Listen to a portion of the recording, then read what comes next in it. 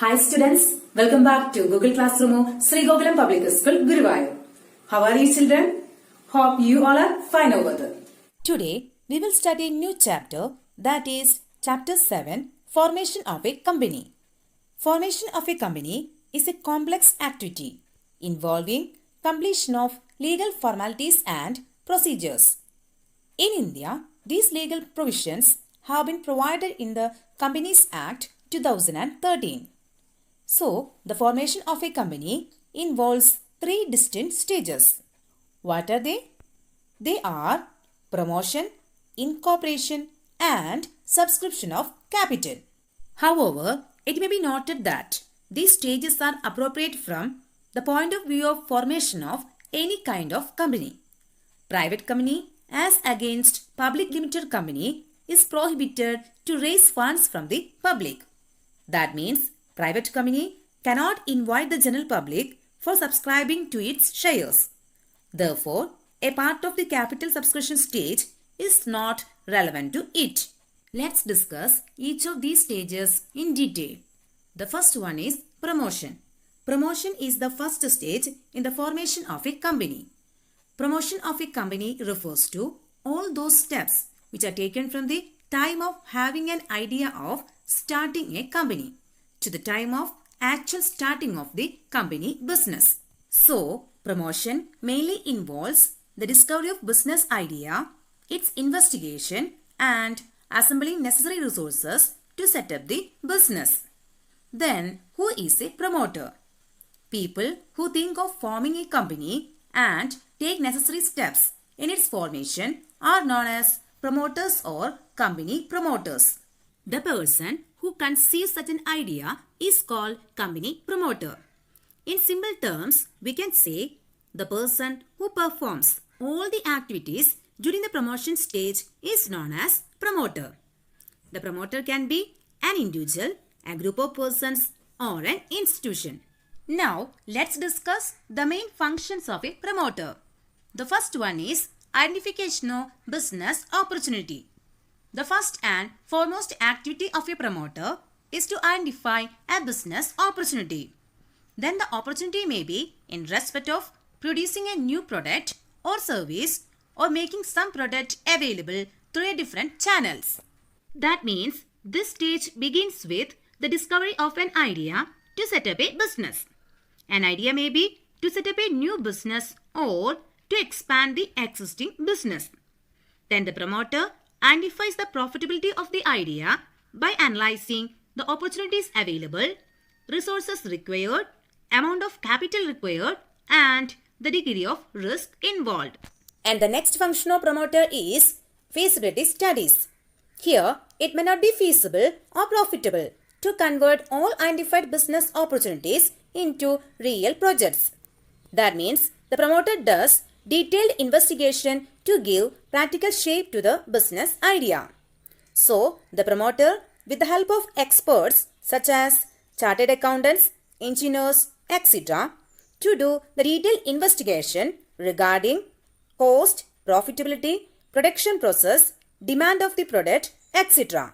Then, the experts make an objective analysis of all the details collected by the promoter, which help the promoter to take a decision regarding the size of the business, location of the plant, amount of capital required, etc.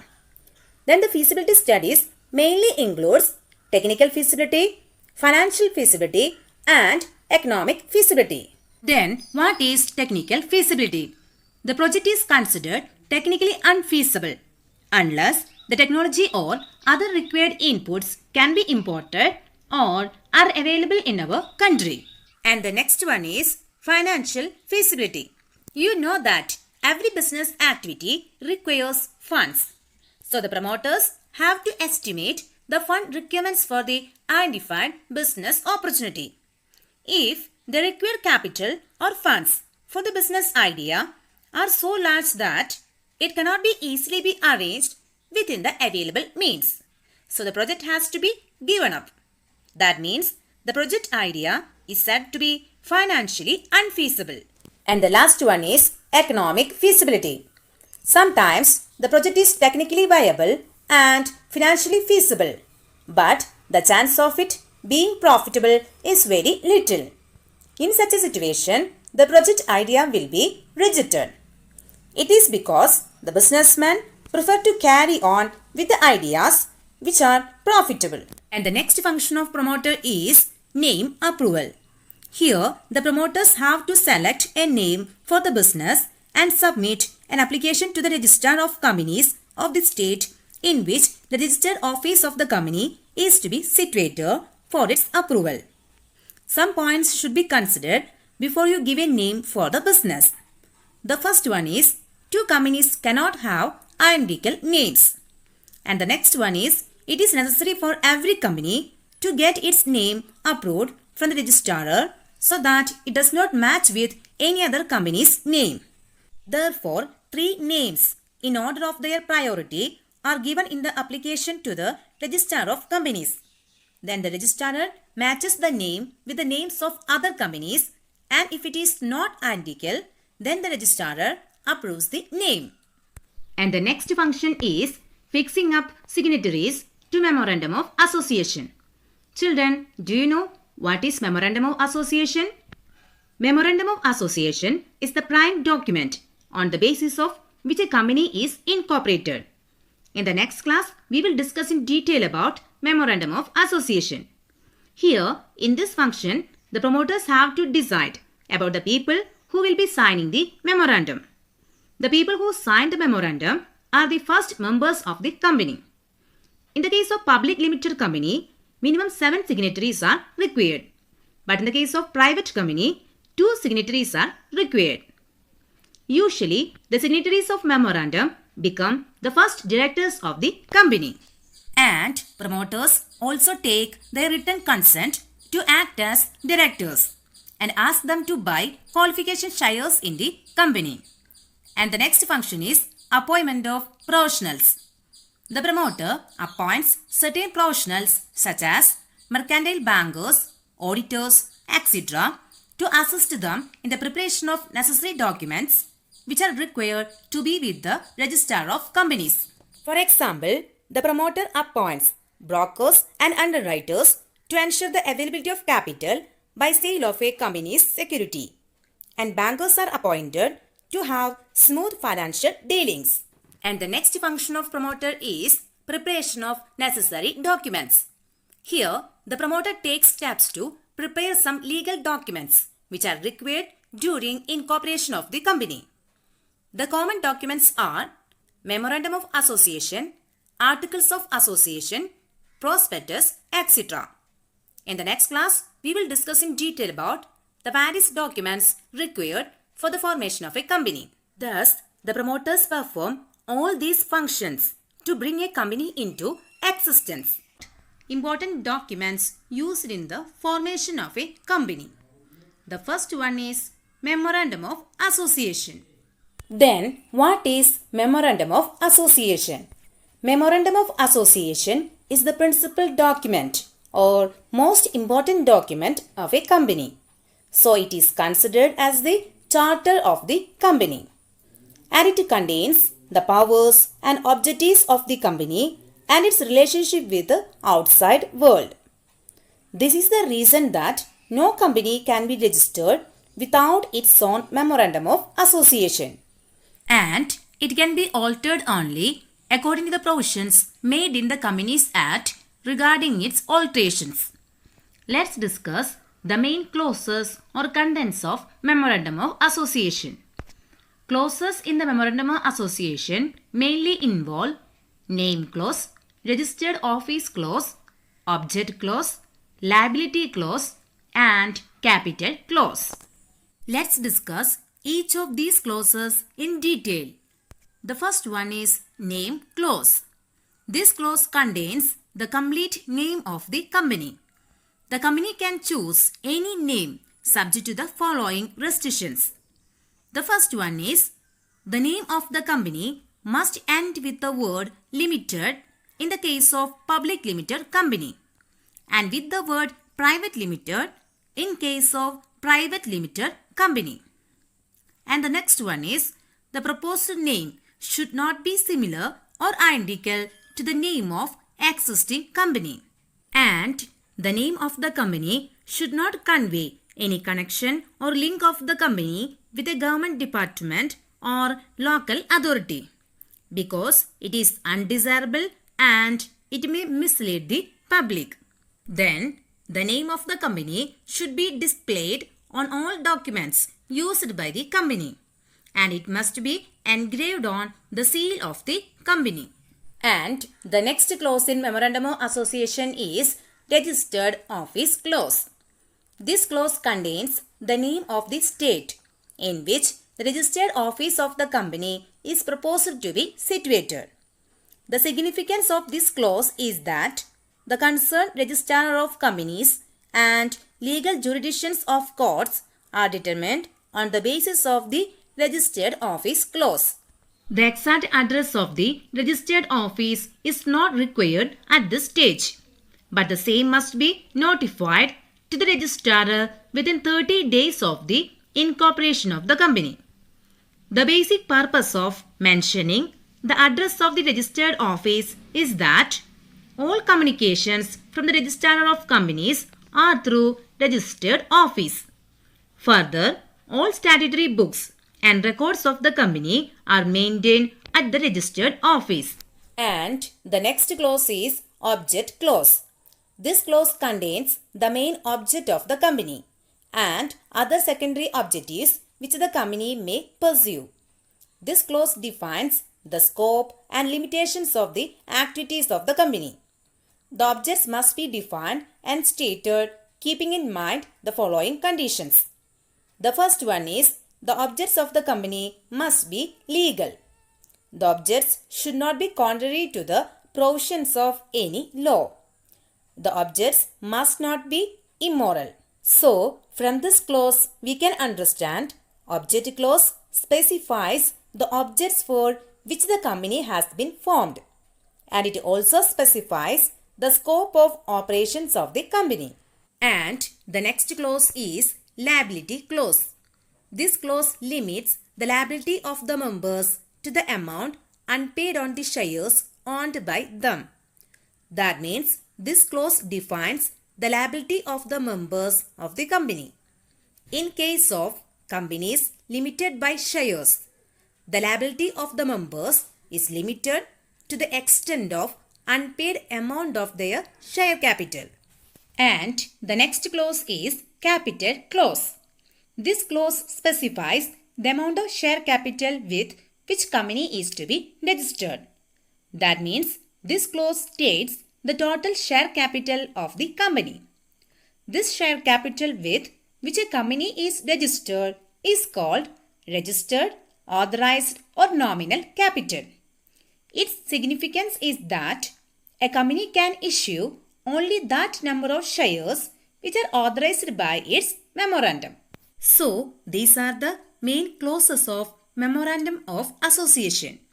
And the Memorandum of Association must be signed by at least 7 persons in the case of a public company and by 2 persons in the case of a private company. And here you can see a copy of a Memorandum of Association of a company. Now, let's discuss another important document used in the formation of a company, that is Articles of Association. Articles of Association of a company are in the form of a document which is filed along with the Memorandum of Association with the Registrar of Companies for its registration. So let's point out the main features of Articles of Association. Articles of Association is a document containing regulation for internal management of the affairs of the company. It is the second and most important document to the field with Registrar of Companies for the incorporation of company. And it is the charter of the company which contains rules, regulations and bylaws of the company. And it regulates internal management of the company.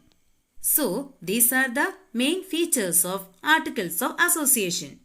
And the next document is Consent of Proposed Directors. Apart from Memorandum and Articles of Association, it is a written consent of each person named as a director required, confirming that they agree to act in that capacity and undertake to buy and pay for the qualification shares, as mentioned in the Articles of Association. And the next document is agreement. The agreement is another document which is required to be submitted to the registrar for getting the company registered under the Act.